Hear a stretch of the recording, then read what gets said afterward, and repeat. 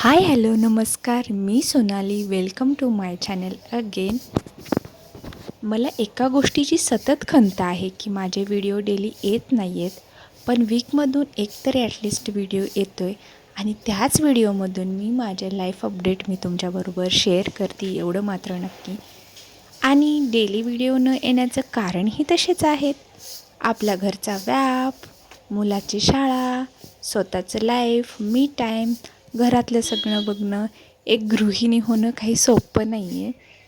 जे करतं त्याला माहीत असतं. आणि शेवटी जग तर म्हणतं ना, काय करते आहे, घरात तर आहे, घरी बसायचं, काम आवरायचं आणि झोपा काढायच्या. पण मी म्हणते, घरातलं काम करायचं आणि झोपा काढायचं एवढंच आहे का लाईफमध्ये?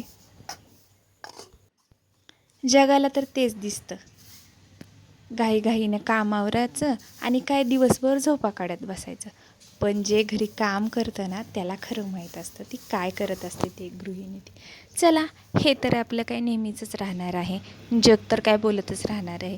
पण आपण आपल्या गोष्टी सोडायच्या नाही आहेत.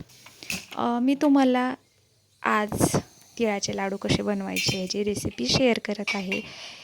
ही तर सगळ्यांना माहीतच असते, त्यात वेगळं असं काही नाही आहे.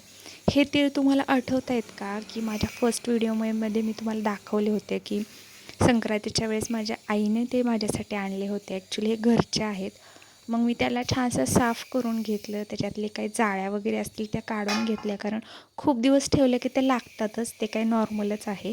त्याच्यातली घाण वगैरे काय असेल ते सगळं काढून घेतलं. आणि लोखंडी तवा घेतला, त्याला थोडंसं ऑलरेडी मी तूप लावलं आणि ते मंद आचेवरती खमंगपणे भाजून घेतलं. तुम्ही बघू शकता घरचे तीळ हे किती छान आहेत. आणि माझं असं मत आहे की बाहेरचं आजकाल केमिकलयुक्त काही मुलांना खायला देण्यापेक्षा घरी पौष्टिक बनवा, आपल्या मुलांना द्या, आपण खा आणि आपली हेल्थ सुधारा, असं मला वाटतं. आणि माझ्या मताशी किती जण सहमत आहे माहीत नाही, कारण आजकाल तर माणसांना खूप सोपं वाटतं की बाहेरून ती गोष्ट आणायची. पण एकला तोंडाची चव भागवण्यासाठी आपण रोग विकत आणतो, हे लोकांना लक्षात येत नाही. प्लस मी तिळाबरोबर शेंगदाणे हे ॲड केलेले आहेत आज, आणि गूळ. म्हणजे खूप मी कधी कधी बदाम, काजू ह्या पण गोष्टी ॲड करते, पण आत्ता ते माझ्याकडे अवेलेबल नव्हतं. त्याच्यामुळे तीळ आणि गूळ एवढ्या दोनच गोष्टी मी त्याच्यामध्ये टाकल्या. तर अशा पद्धतीने आपले लाडू बनवून तयार आहेत. खूप छान आणि साधी, सिंपल, सोपी रेसिपी. बाहेरचं काहीतरी कचरा आणून खाण्यापेक्षा हे घरचं कधी पण खा. तर नेहमी पौष्टिक खाण्याचा प्रयत्न करा आणि तुमच्या कुटुंबाला ते देण्याचा प्रयत्न करा. तुमच्या कुटुंबाची हेल्थ सांभाळणे हे टोटली तुमच्या हातात आहे. तर कसा वाटला हा व्हिडिओ मला कमेंट करून नक्की सांगा, आणि तुम्हीही तुमच्या घरी नक्की ट्राय करा. तोपर्यंत बाय बाय आणि टेक केअर.